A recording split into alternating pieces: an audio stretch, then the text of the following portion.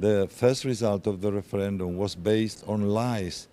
Le premier résultat du référendum était basé sur des mensonges qui étaient racontés au peuple irlandais. Ces mensonges concernaient l'avortement, l'armée et des non-sens comme ceux-là. Je pense que lors du premier référendum, le gouvernement a négligé cette opposition, mais cette fois-ci, le gouvernement a bien réagi en faveur du oui.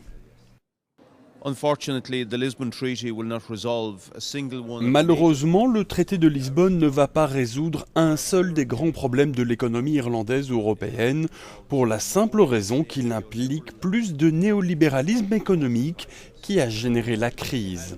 Je pense que nous serons amenés à le regretter. Je crois que les référendums sur des traités, il faut quand même qu'on réfléchisse. Parce que nous sommes élus, nous sommes les élus du peuple, nous avons un devoir de voir au niveau de l'avenir et nous ne pouvons pas donner des réponses ponctuelles.